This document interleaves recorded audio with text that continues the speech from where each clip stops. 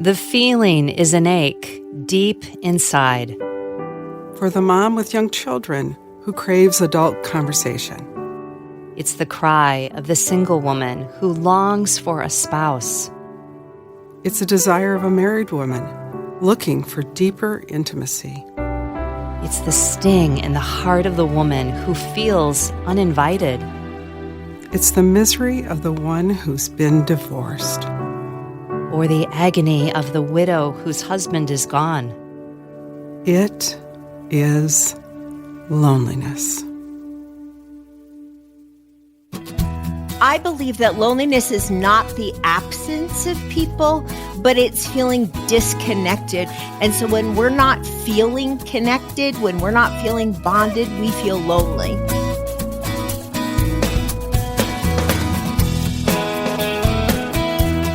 Welcome to Building Relationships with Dr. Gary Chapman, author of the New York Times bestseller, The 5 Love Languages. Well, are you dealing with loneliness? From all reports, it's at epidemic levels in today's society. So what's the answer? How do we cultivate deeper connections in a lonely world? That's the question author and speaker Becky Harling will help us tackle today. She believes that your loneliness, that emotional distance you feel, can be transformed into close, enduring relationships. That's our topic on today's Summer Best Of broadcast. And if you go to buildingrelationships.us, you'll see our featured resource, Becky's book, Cultivating Deeper Connections in a Lonely World. Again, go to buildingrelationships.us. Dr. Chapman, how has loneliness affected you or the people around you? You know, Chris, I've never really had a problem with loneliness. I do remember when I spent a month in California speaking at a college, teaching at a college out there, a January course, and away from my family for a month. And I said to a young single adult there something to the effect that I was feeling lonesome. And he said, lonesome? He said, that's different from being lonely. He said, yeah, okay, you've been out here a month, he said, but you going home with your family. He said, lonely is when you don't have anybody to go home to. And I thought, oh, man, this kid's on to something there. So, yeah, and it's a major problem with the people that I deal with. I mean, there's lots and lots of people who experience loneliness and just are not connected, to people and feel like nobody really cares about me, It sounds like what he said was that there is a sense of hopelessness when you get into a loneliness situation, because you had hope that this is going to end, this is a season, but for him, it's like it's ongoing. So I think this is going to touch a nerve in just about, if it doesn't touch a nerve in your life, there's somebody who needs to hear what Becky Harling is going to say today. She's a speaker, a Bible teacher, host of the Connected Mom podcast. She holds a degree in biblical literature. She's written a number of books, including Our Father. We talked about the Lord's Prayer here, The Extraordinary Power of Praise, and the featured resource today, Cultivating Deeper Connections in a Lonely World. You can find out more at buildingrelationships.us. Well, Becky, welcome to Building Relationships. Hey, it's great to be back with you. Oh, we are really glad to have you, and especially to talk about this topic. In the opening of your book, you talk about a season when you were surrounded with people but still felt lonely. I'm sure some people can identify with that. How about talking about that a moment? Yeah, so my husband and I are both in ministry, and we were traveling. It was just kind of a wild season for us. On that particular trip, I think we had been in 5 different countries. We had met tons of people. We had been teaching, speaking. We got back home, and I remember thinking, I am so lonely. And my husband looked at me like, how in the world? We've been with massive amounts of people. But what I was missing, I wasn't feeling connected. I mean, Steve and I had ministered really well together, but there wasn't really like us time, Yeah. And I didn't have long extended times in God's presence like I was craving. It was kind of like quick devotions in the morning, step out of our room and beyond. I was missing my kids, my grandkids, and my closest friends. Yeah. And I was feeling disconnected. And that's really the feeling of loneliness. Yeah. Are there different types of loneliness that we can experience? Oh, absolutely. I think, loneliness is an ache in the heart of the young mom who's surrounded by toddlers, but Mhm. feels like she never can have a decent conversation. It's the cry in the heart of the single who longs to be married. It's the throb in the heart of the married woman who feels disconnected from her husband. It happens in the soul of the person who feels uninvited. It's, misery when your spouse dies. It just can happen. It can happen in a crowded room where you walk into a room and you think, I don't know anybody here. I don't feel connected. Yeah. I'm sure that a lot of our listeners, when you gave those various scenarios, were raising their hand along the way. Oh, that's me. That's me. So let's get a working definition. What does it mean to experience loneliness? I believe that loneliness is not the absence of people, but it's feeling disconnected from those people. And our hearts and our spirits and our minds were all designed for connection. And so when we're not feeling connected, when we're not feeling bonded, we feel lonely. Is feeling lonely always something bad? No, I don't think so. I think it can be a great signal that your heart is longing for God. At the end of the day, Dr. Chapman, God is our deepest desire. He's wired us to ache for him. And Mhm. so sometimes when I'm lonely, I have to step back and think, okay, what am I really longing for here? And it might be deeper connection with God, and so loneliness can be a signal that you need to be more intentional. Mm. God's one that's always available, right? Yeah, absolutely. Sometimes you can call somebody you think's a friend and they don't have time to talk to you or they don't respond to your text, but God's always there. Yes, he is. Now, throughout the book, you give examples of lonely people. Can you tell us about someone who's on your heart right now? Yeah, I can. And this person is actually not in the book. It's somebody that I had a conversation with recently who opened up to me and she just said, Becky, I'm feeling so disconnected from my husband. He's lonely. I'm lonely. It's like we're two ships passing in the night and we just can't seem to relate anymore. We're trying, but we haven't gotten there. And in my heart, I feel so lonely because I want that deep connection, but I don't know how to get there. And I think that's a classic one, actually, because I think while singles feel lonely, thinking, a marriage is going to solve my loneliness, there are a lot of people who are married who still feel lonely, because they're not connecting to the level they want to. I'm sure that a lot of our married listeners can identify with that. And that's something I deal with all the time in the counseling office. The one that's on my heart right now is a young single gal. She's not really young. She's in her 50s and never been married. And just recently she called and she said, I hadn't talked to her in a long time, but she said, I'm just so lonely. I feel I'm disconnected from everybody. And she said, I don't even feel close to God anymore, And your heart always goes out, to somebody who just feels like there's nobody there for me. And even my relationship with God is not close, Yeah, So, yep. absolutely. And yet, when we look at scripture, I just feel like I'm supposed to say this. I've been studying the story of Hagar, and Hagar is out there in the wilderness alone because she's run away from Sarah because she knows she's pregnant, and she identifies God as the God who sees, and God sees us in our loneliness. He hears us in our loneliness, and he comes in our loneliness. And I just think that's so profound. The Surgeon General has said that we are in an epidemic of loneliness. Talk about the factors that contribute to this epidemic. Yeah, we definitely are in an epidemic. And, I think one of the chief factors above everything else is as a culture, we have become addicted to busyness and hurry. We're always on to the next meeting. We're always racing to the next sporting event. And because of that, because we're so busy and moving so fast, we're not taking time to be with people who we are well connected with or who we should be well connected with. And I think that's really robbing us of some of the relational benefits that people before us, prior generations had. The other thing is certainly technology is having a profound impact on our culture.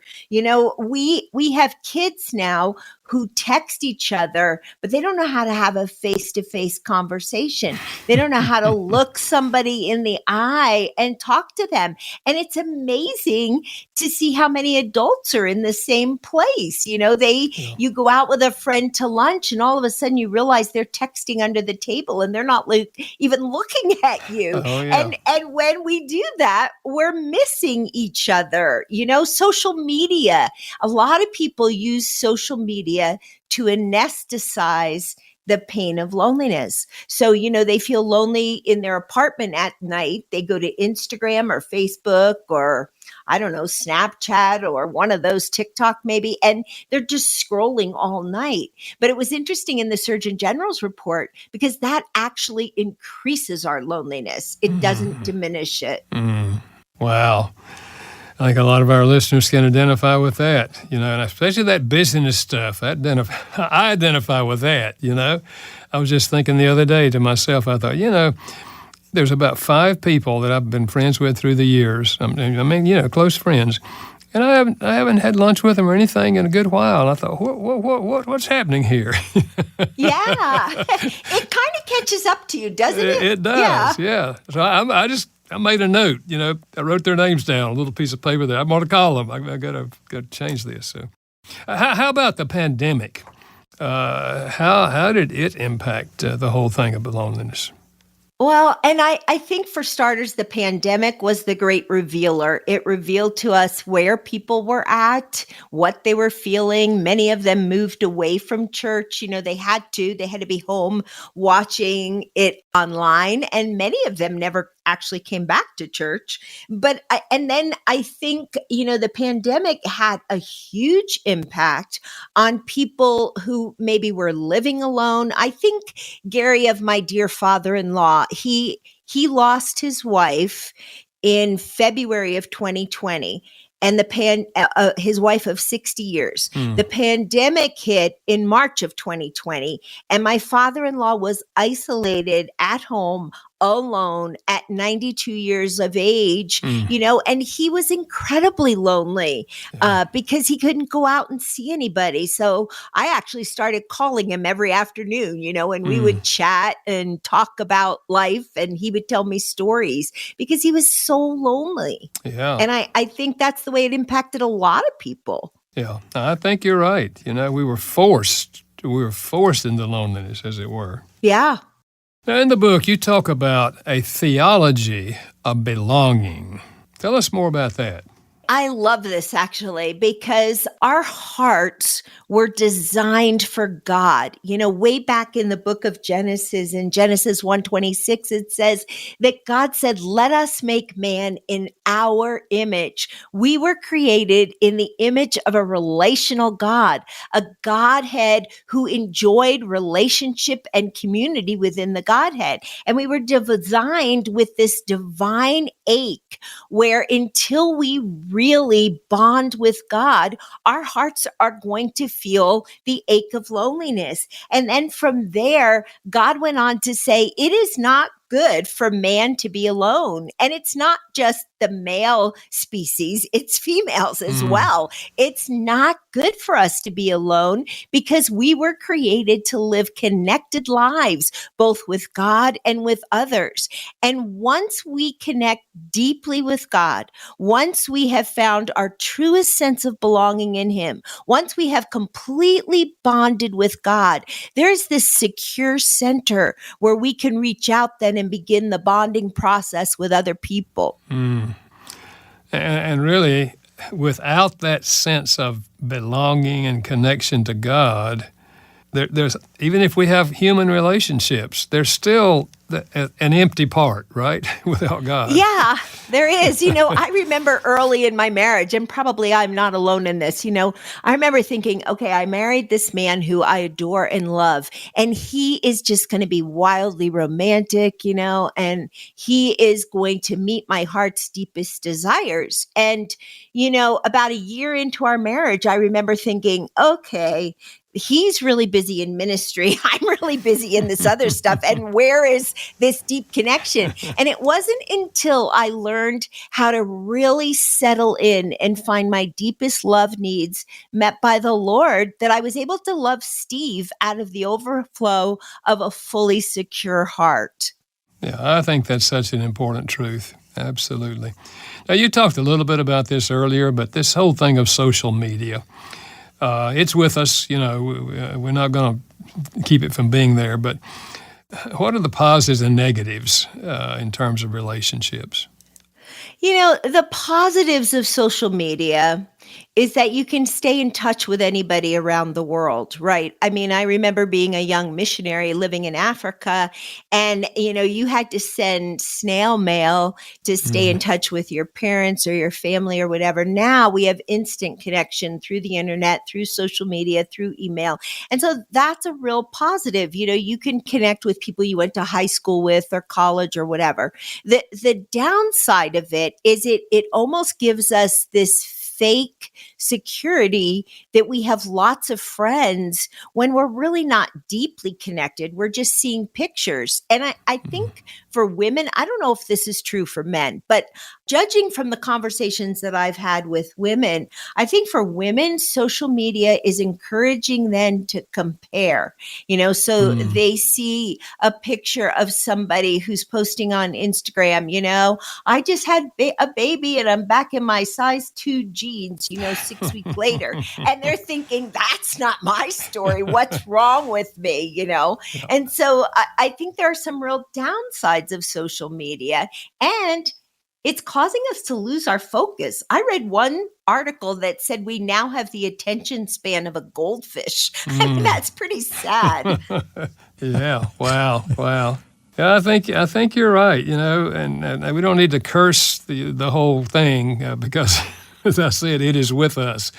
Yes. But I do think we have to recognize that spending time on social media is not going to build long-term relationships. But you're right. It does help you stay in touch with people that are a distance from you, and that's wonderful. Just this week I got an email from a friend of mine who's in the Philippines, and so yeah, it's the positives there. Yeah.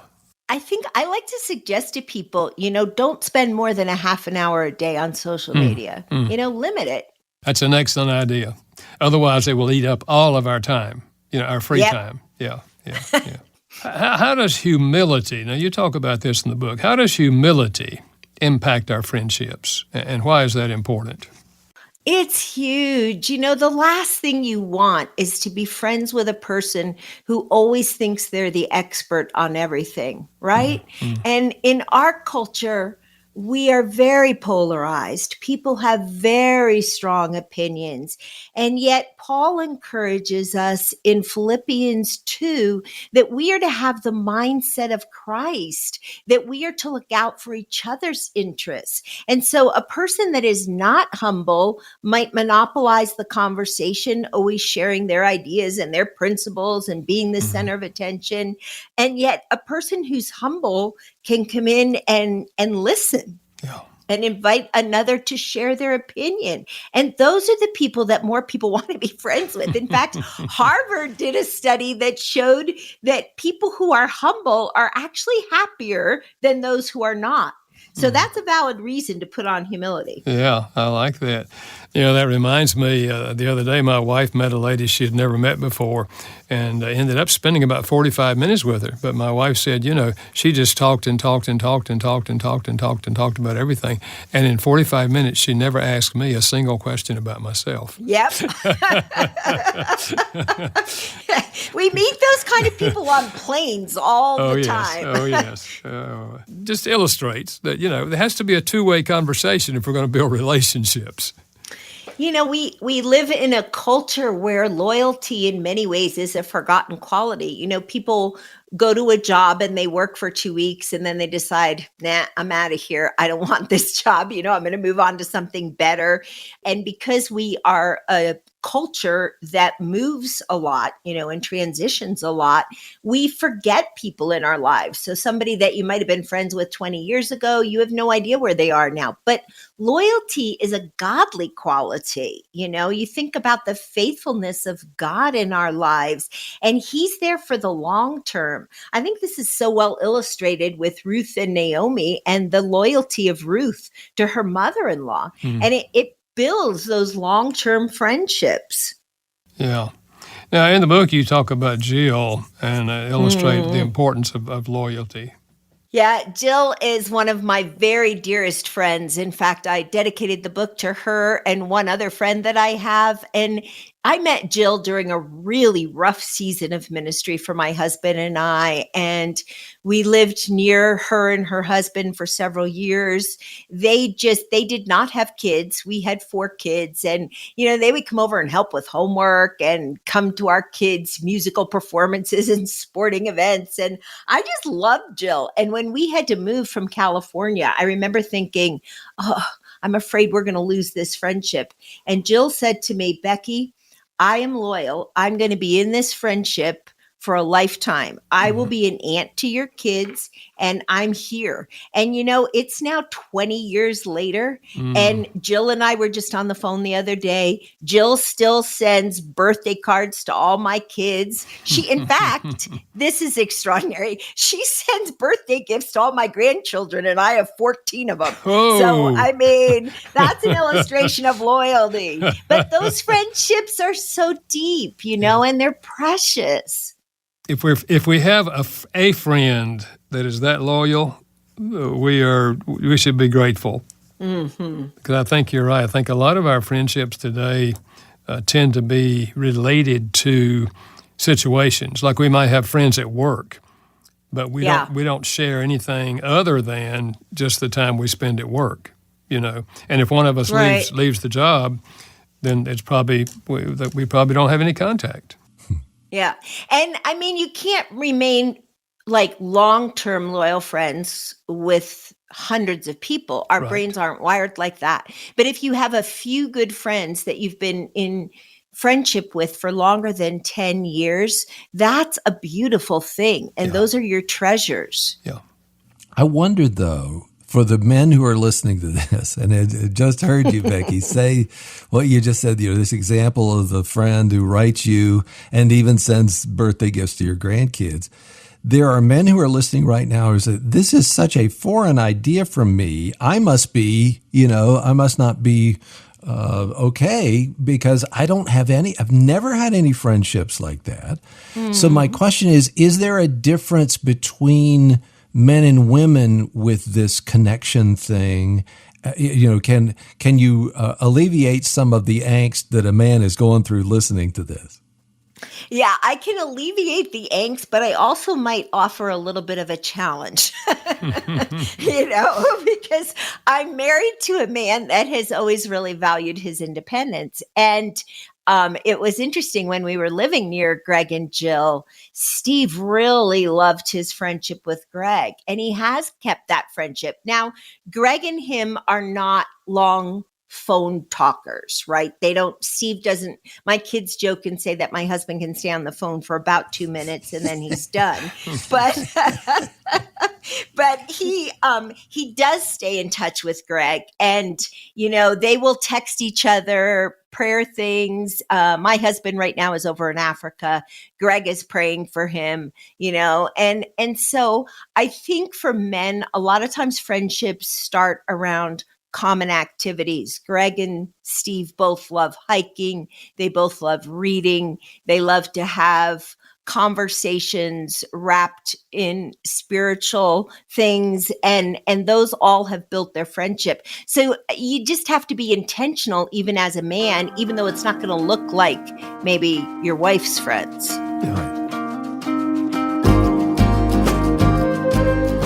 This is the Building Relationships with Dr. Gary Chapman podcast. Thanks for listening and for telling others about our conversations. When you go to 5lovelanguages.com, you can find more ways to strengthen your relationships.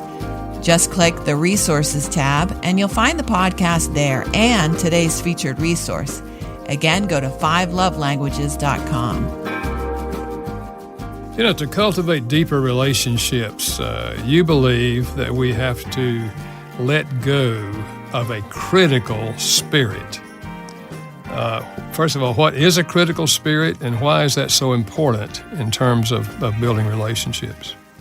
It is huge here because I think a critical spirit is finding fault with other people, always finding something wrong. And people come up with great excuses for this, like I'm just trying to help this person be better. So I'm going to point out something wrong with them. I have been in conversations where now these conversations have all been with women, but I'm assuming some men struggle with this as well, where I'll in a course of a conversation, the other woman will cut down at least 5 other people. Well, this person isn't that great because of blah, blah, blah. Or have you seen their car? Their car's a mess. Or their kids, boy, they really need to get a handle on disciplining their kids. And here's the thing. Jesus told us not to judge other people. He told us that we are to love others, and each of us have blind spots in our life. Each of us have faults. We don't need somebody else pointing them out to us. And I think if there's anything that interrupts friendships, it's when somebody has that negative critical spirit where they're always finding fault with whatever. It could be the weather. It could be someone's house. It could be someone's car. It could be somebody's job. It certainly could be their family. And we need to let go of that. That it becomes a kind of a lifestyle, doesn't it? At least it seems to me. That some people, this is just part of kind of who they are, but they don't understand how it impacts others. At the same time, is there a place for like constructive criticism? Particularly if you do have a friendship with a person, or would you rather call it something other than criticism when you try to, help them understand something that you think would make them a better person? We have to be careful there because usually criticism ends up being really negative and it doesn't usually invite somebody else to change. We do need discernment between what's right and what's wrong. And I have found that when you discern that something is really going awry in somebody's life, like let's say they're getting ready to cheat on their spouse, or you're seeing them really constantly cut down their spouse, or you're seeing that they're making some immoral choices in other areas of life. Start with a few good questions. And in the spouse example, you might invite them by saying, if you go that direction, how will that impact your spouse? How will that impact your kids? What will be the lasting effect of that choice? How will it interrupt your relationship with people who look up to you? And when you ask questions, it's a little gentler than just saying, oh, you're a sinner, or, this is a bad thing you're doing, because people don't want to hear that. Yeah.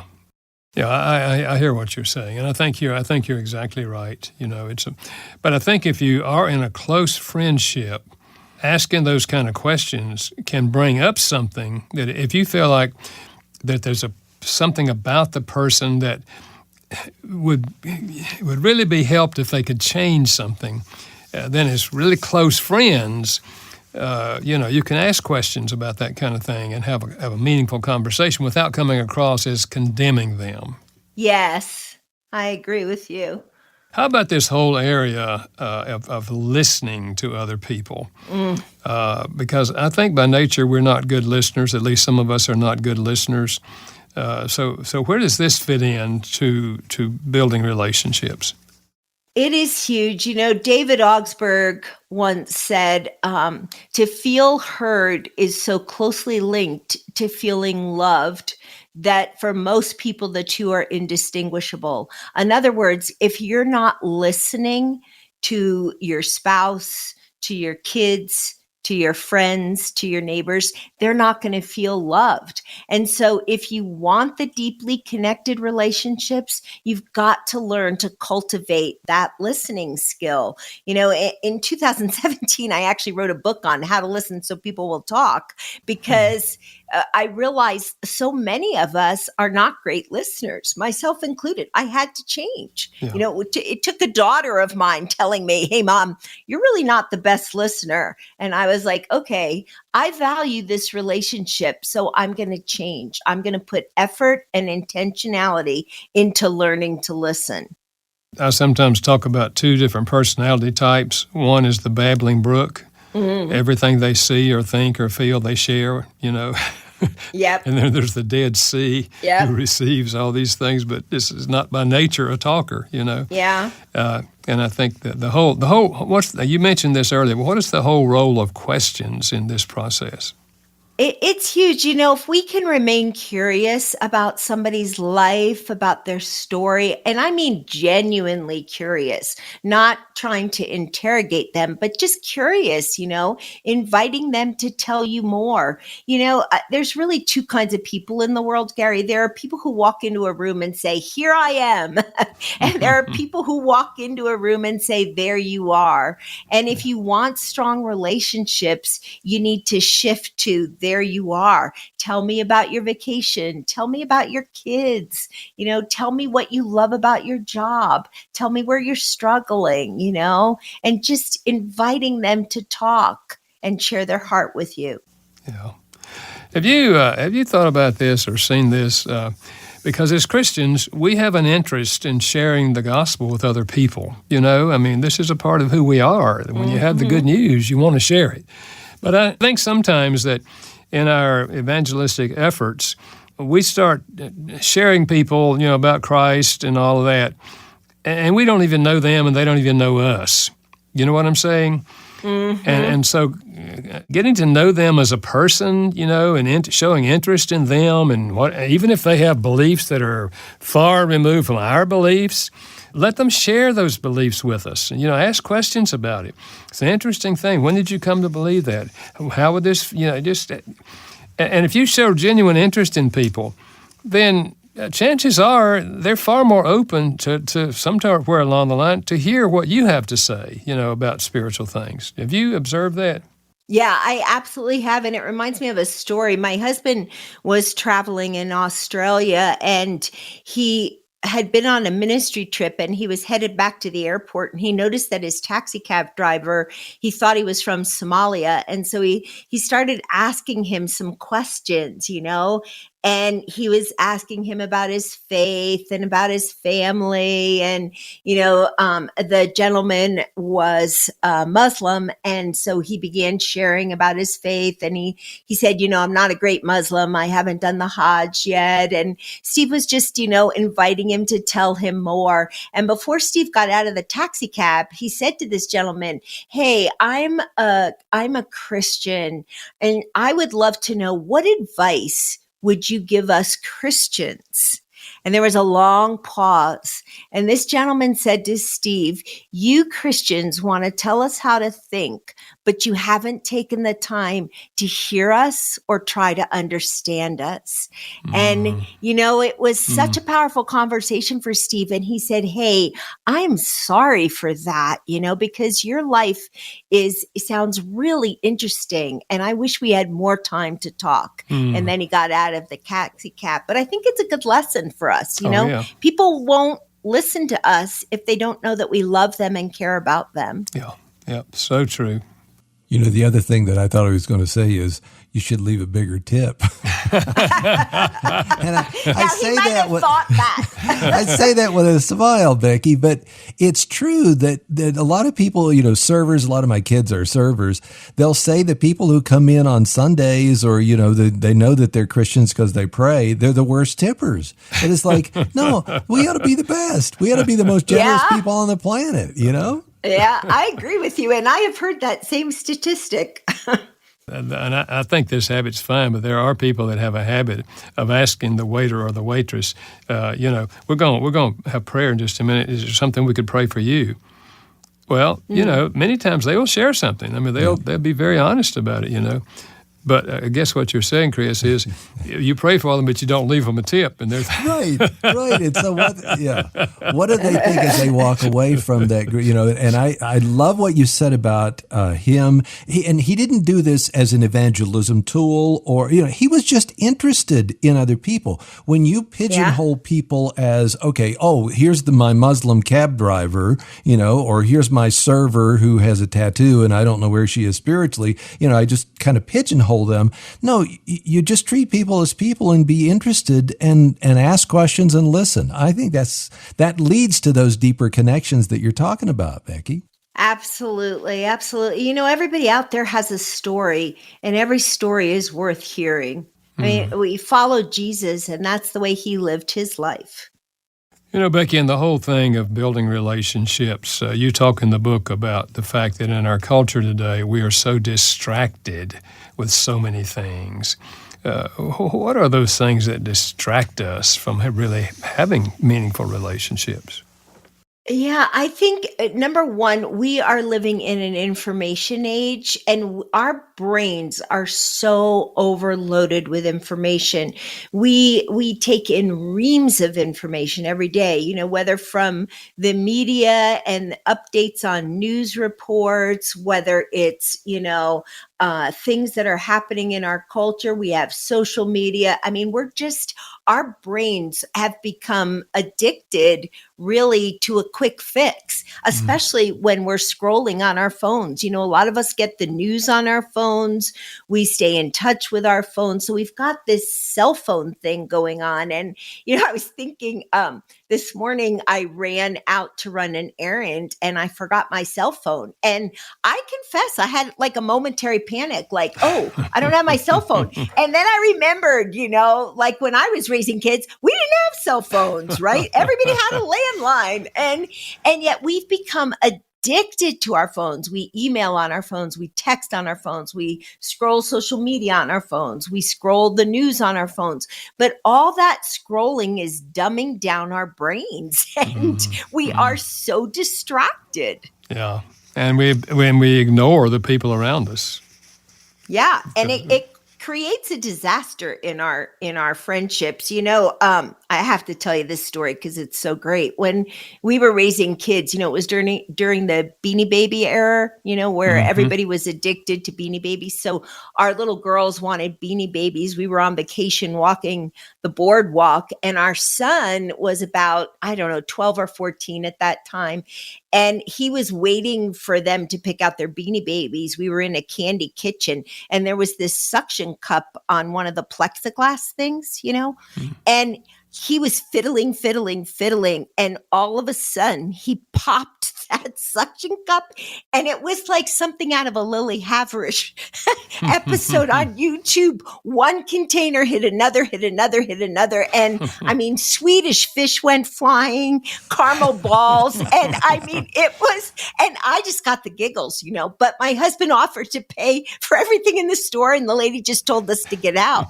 But I will never forget that, because even though it's hilarious, we are so distracted that it creates disasters in our relationships, and we miss what people are saying to us and how they're trying to be heard. Yeah. Another thing that you discuss in the book that I think is really important is this whole idea of hospitality. What is hospitality, and how does that interface with sometimes people experiencing loneliness? So hospitality basically is welcoming others into your home, and it's a biblical concept.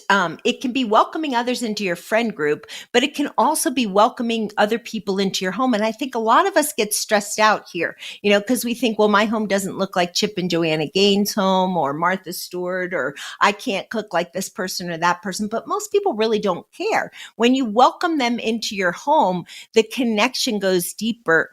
One of the stories that I like to tell is of my grandmother. I would spend a week with her every summer in New York City. And every single afternoon at 3 p.m. sharp, Aunt Isabel would come over. Now, Aunt Isabel wasn't related to us. I don't know. We just all called her that. She was just my grandmother's friend. Every single afternoon, they would have coffee and coffee cake together in my grandmother's apartment. And I thought about our lives today. Who has time, to have somebody over every day? And yet when you invite people into your home, the relationships goes much deeper. When you think about it, Jesus invites us to his table, right? And he says all are welcome here. And he wants us to extend that invitation to others. Yeah. Another thing that you discuss in the book that I think is important is the whole matter that if we're going to have lasting friendships, we have to not be so thin-skinned and get offended if the person disagrees with us on something. Say a word about that. Yeah, I think this particularly hits those who are listening who are women.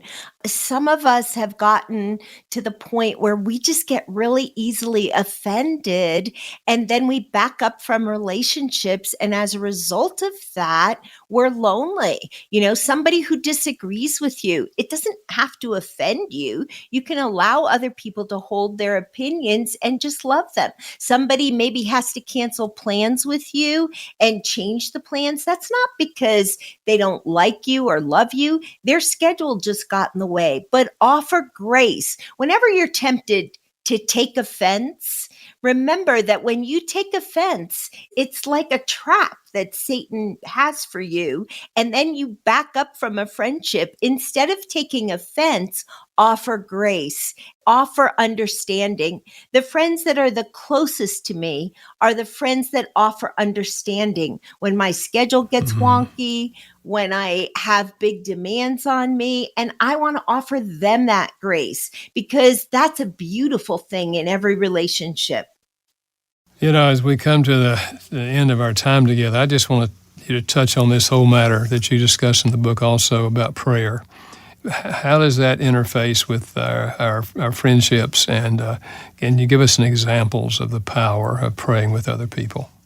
Yeah, I love my prayer people. And I think of my dear friend, Judy. It's actually Judy Dunnigan. And Judy and I have been friends for over 30 years. And when our kids were little, Judy and I started praying together, and we prayed for their spouses. We prayed for their protection. We prayed for everything, and now it's many years later. And we still check in. It's nothing for Judy to text me at 5 a.m. and say, "Hey, are you up? Let's pray." Or for me to text her, And just the other day, in fact, maybe a week ago, we were on our knees at 5 a.m., her in her house, me in my house, and we prayed through all 20 of our combined grandchildren by name, But the depth of that friendship is beautiful. We've cried together.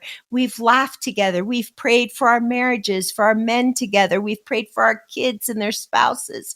We've prayed for our writing and our speaking. And the depth of that friendship is so deep because we could get on our knees together. And you just can't pray with another person without the relationship going deeper. So I like to tell spouses, listen, if you feel disconnected, get on your knees together and start praying together and watch what God does. Yeah, great idea. Well, I want to thank you for being with us today, and also thank you for writing this book. I think it's going to help anyone, male or female. And if they're feeling lonely, it's going to give them ideas on how to interface with other people. And if they're not feeling lonely, we all encounter people who are lonely. And if we ask questions of them, we will find out where they are, and we will have an opportunity to minister to them. So, again, thanks for all the effort and prayer and time that you put into writing this book and for being with us today. Thank you for having me. It was a joy. Well, if this conversation has touched a nerve inside and you feel a desire for deeper friendships and you don't know where to start, go to buildingrelationships.us and check out our featured resource, Becky Harling's book, Cultivating Deeper Connections in a Lonely World. Just go to buildingrelationships.us. And our summer best of conversations continue in 1 week when Ron Deal will join us and talk about the mindful marriage. Don't miss the encouragement in 1 week. A big thank you to our production team, Steve Wick and Janice Backing. Building Relationships with Dr. Gary Chapman is a production of Moody Radio in association with Moody Publishers, a ministry of Moody Bible Institute. Thanks for listening.